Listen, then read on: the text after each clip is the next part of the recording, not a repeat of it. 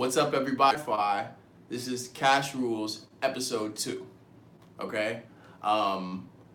This episode is about Omarosa and the nigga tapes. Nigga tapes. I think Omarosa should come out with an album called Nigga Tapes because she's doing more for American democracy than Barack Obama ever did. And I'll explain why. First of all, I want to start this episode by saying the world makes it easy to hate black women. I'm going to say it again for the people in the back. The world makes it easy to hate black women.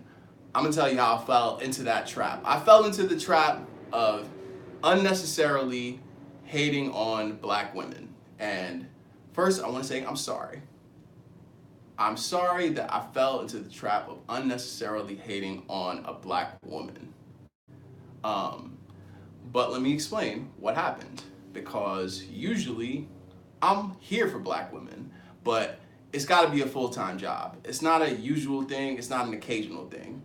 Being here for black women is a full-time job because nobody's really here for black women except, ding ding, black women themselves. So I'm going to make it my full-time job to be here for black women. A news story by way of a video clip was going around this week. Robert Glasper, a famed jazz musician, I believe he's a pianist, right? And he probably plays other instruments. I'm not like super high on music theory or the kind of music that he makes. I know he has contributed to kinds of music that I like he's been on hip hop albums and he's work with hip-hop artists, and I'm much more of a hip-hop guy. I understand hip-hop, and I've been around hip-hop my whole life, and therefore I prefer it. So Robert Glasper was at a radio station doing an interview, and he's at a radio station because he's a well-renowned artist. He has credibility in his space. And the interviewer, and this is key, the interviewer asked him how he dealt with parts of the music industry that were difficult, like when he had a difficult negotiation or a challenging relationship with someone that he had to smooth over. And he gave a pretty good answer at first.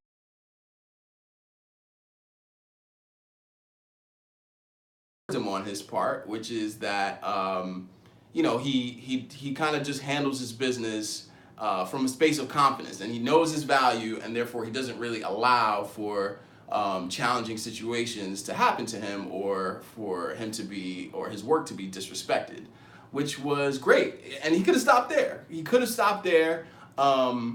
But the interviewer kind of goaded him a little bit, and it made me think might have been like a setup kind of bit. But the interview goaded him and was like, oh man, like I bet you dealt with some real personalities and some folks who might have rubbed you the wrong way or said the wrong thing. And Glasper then elaborated on some of those situations. And what he said was, after the interviewer said he did not have to say any names, Robert Glasper took it upon himself to say, oh no, I will say a name, Lauryn Hill.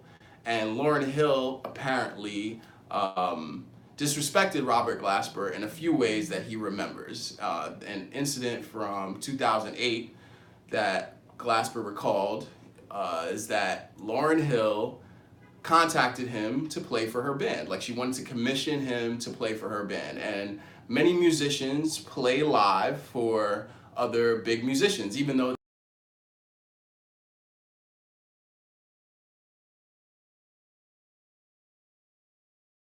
a working musician, he's an amazing pianist and vocalist, and he sometimes works with other musicians who are headlining because he is a great piece to have in your band, as well as having his own original and terrific music. So that's kind of where Robert Glasper is relative to Lauryn Hill. Lauryn Hill is a headliner, and she asked him to play for her band. Now, she requested for him to audition, and I am not, because I'm not a set musician, because I don't know the hierarchy or the ranks of musicianship, I didn't understand this part from a space of empathy, but what Robert Glasper said is that he does not audition, and if she wanted to hear his music, she should go listen to his albums. And in the retelling of the story, Glasper is sort of delivering this information in the way that he believes it was delivered to him, as in it was smug. Like Lauryn Hill was smug to him and maybe a little bit dismissive and a little bit condescending, right? And that Lauryn Hill, despite her reputation, was not a nice person. And I can understand why he would feel slighted and he would feel like, oh, my reputation stands for itself. You've contacted me and you've contacted me for a reason. My reputation might be the reason you contacted me. And in that spirit, I could understand, as a person who works as an artist myself and who puts my labor out there to be contracted for others, how you might want people to put some respect on your name.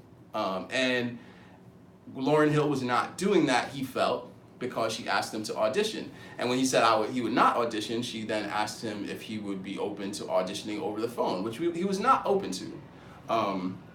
Anyway, fast forward in the story, she hires him. Her people, her manager, lawyer, bosses, tour manager, whoever handles that part of that business of Lauryn Hill's touring, hired Robert Glasper and said, we want you to play.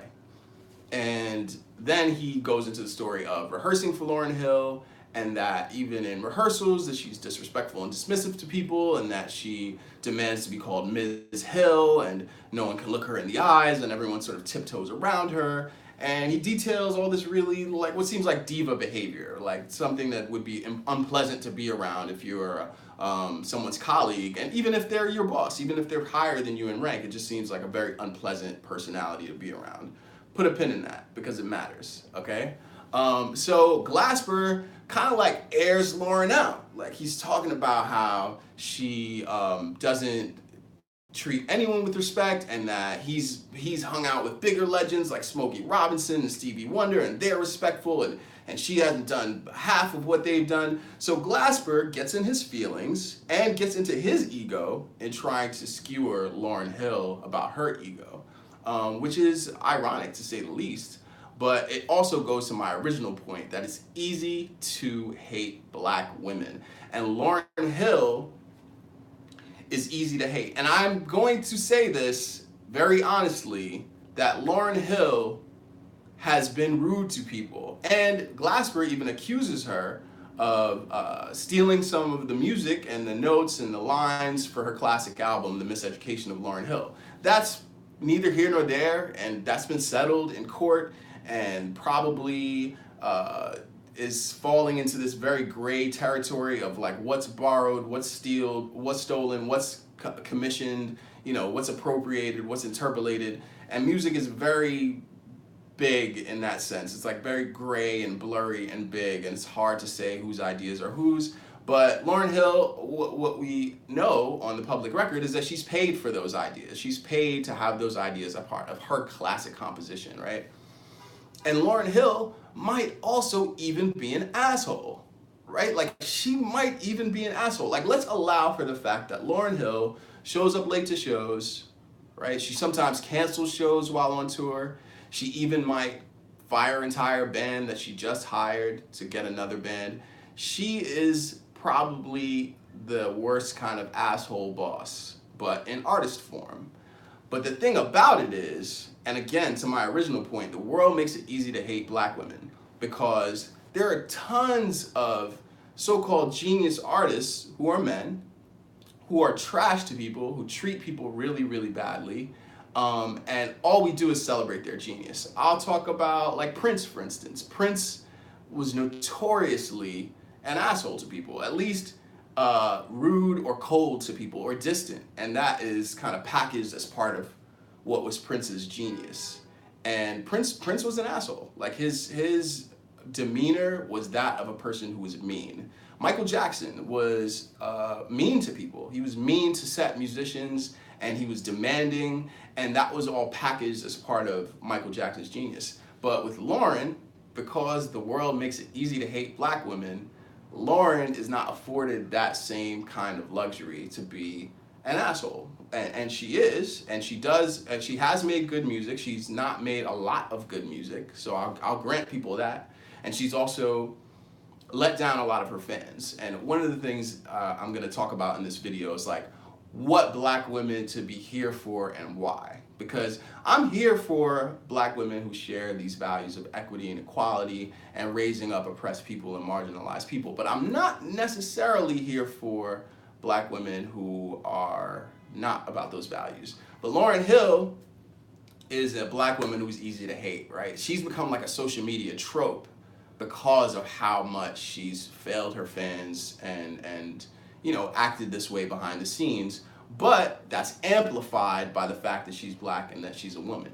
If she were, for instance, R. Kelly, who Robert Glasper shouted out in a tweet for being a good dude, she might be afforded years of terrible behavior. In fact, R. Kelly's been afforded years of child molestation and rape, which is like, you're not just an asshole, you're a criminal. Right? You're like a felon. Like, Lauryn Hill is not a criminal. Maybe the IRS has some issue with her, but she's not a criminal, but she's treated as if she's a social pariah. So I'll give you another example of why the world is, it's easy to be hateful toward black women in this world. Azealia Banks. She is my problematic fave. I love Azealia Banks. I think her music bangs. I think she can out-rap any rapper, male or female, across the spectrum. Azealia Banks is also mentally ill, like Lauryn Hill is, and an asshole, like a lot of male artists are. She's really an asshole. Like, she says things that are duplicitous. She says things that are insulting. She says colorist things. She says just overall mean and rude things to people. Azealia Banks is an asshole. But sometimes she's worth believing. And the world makes it easy to hate black women, but it also makes it easy to doubt black women. And sometimes Azalea's been truthful about a situation where she's been mistreated because she's black and a woman, and she's discounted because she's an asshole.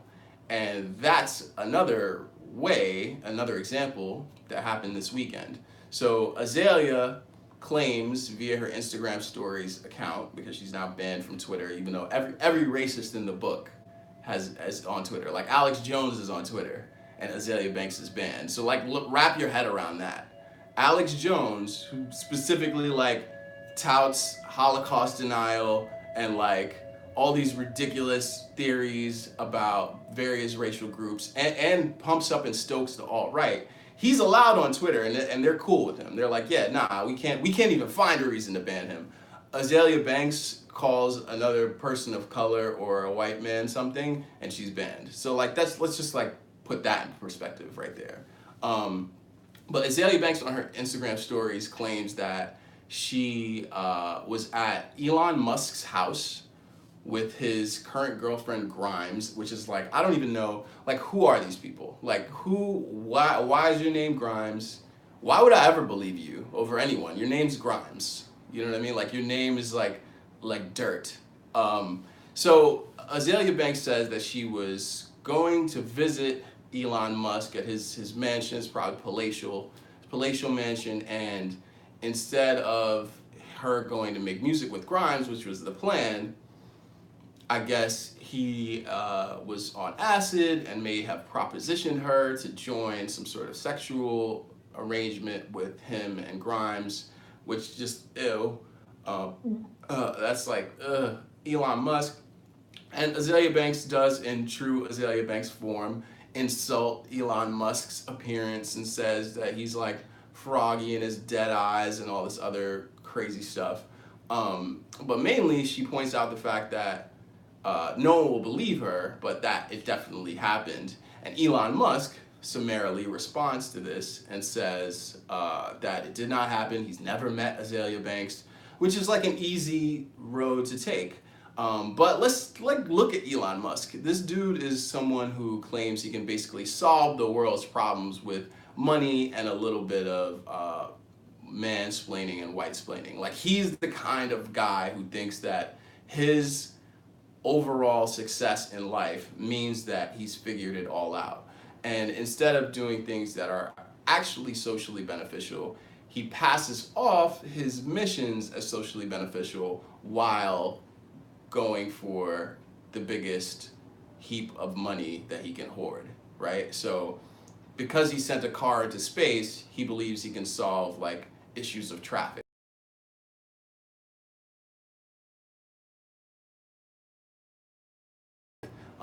But to me, it smacks of someone who is incredulous, who cannot be believed. But Azealia Banks will make this claim about him and hanging out with him at his mansion, and she won't be believed. Meanwhile, like, homeboy is trying to build Fisher Price towers on the moon, and everyone's like, "Oh yeah, Elon Musk, like, let's believe him. He's great."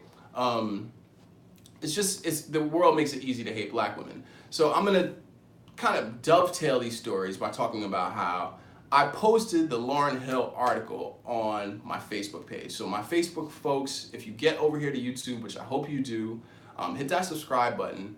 But I posted the Lauryn Hill story about her and Robert Glasper with the caption, "LOL, Lauryn Hill hates the corporations, so she up and became one." And by that I meant Lauryn Hill is a bad boss, and she uses the principles of power and money equaling power to treat people poorly. And I was gathered in the comments by black women who have my heart and my love and spirit in mind, but also have their own interests in mind. And only black women are here for black women. So they pointed out to me that sharing that story about Lauryn Hill was just another way to pile on a black woman, which I agree with. It's true. It is another way to pile on a black woman.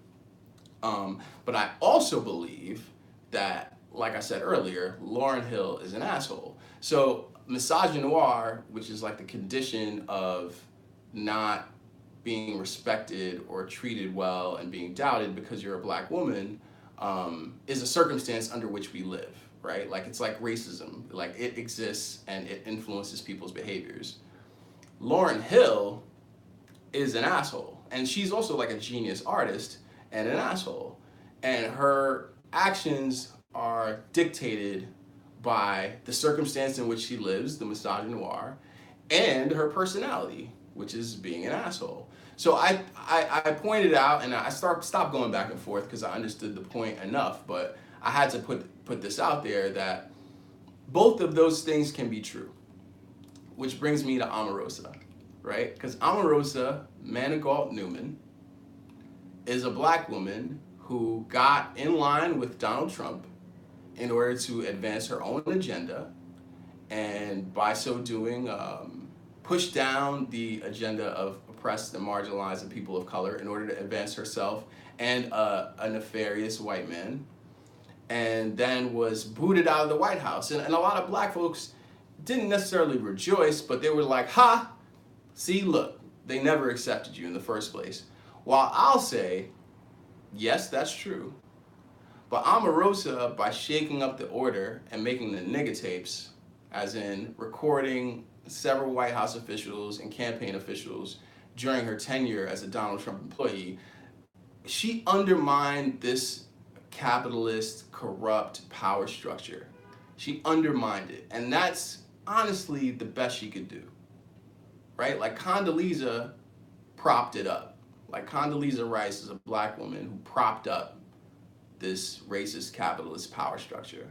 And Omarosa, although she did it for her own reasons and mainly because she was slighted in a personal way, she undercut it. And that's why I think Omarosa did more in the way of honesty and integrity to uphold our democracy than Barack Obama did. Because Barack Obama, as a black man, wanted to sell this idea of the fairness of democracy. Because he was like, "Oh, look, I'm here. Yeah, I'll tell you, if you are a black man coming from the island of Hawaii," and it's like, yeah, we get that it is a hopeful thing that you can prop up this racist capitalist power structure with the skin of me. Like, I get that that's supposed to be good, but if you're not doing some things to unravel it and completely undermine it, what you're doing is supporting it and bolstering it. And I think Barack Obama is a brilliant man. And I thought he brought a brilliant face to a really evil and terrible thing. And that's why I want to focus us and our energy and attention on dismantling the evil, terrible things, like Jeff Bezos of Amazon, and like Elon Musk of Tesla, or Donald Trump. They are the evil, terrible thing. Like, by and large, they are the evil and terrible thing. Lauryn Hill is an asshole, you know. Omarosa is a self-possessed and self-motivated hustler and finesser, right? But the power structure, they don't hold up the power structure. So if you take Lauryn Hill out of the equation, and if you take Omarosa out of the equation, the power structure is still there. Even if you take Azealia Banks out of the music industry and its unfair practices are still there, right? But if you take Jeff Bezos out of this racist capitalist power structure, a lot of things change. You know, if you remove Donald Trump and his embedded, entrenched, racist, corporate, oppressive ways from the power structure, a lot of things change, right? So although I want to acknowledge the fact that some people are not likable, and some of our skinfolk ain't kinfolk, right? So I'm not gonna uphold all of them, but I don't think it's worthy of our attention when they step out of line, when most of the things they do to get to the top of this power structure, it reads as a survival mechanism to me. So that's my episode of Cash Rules. I'm about to hop on Facebook because these sirens is going. Peace, y'all. I love you.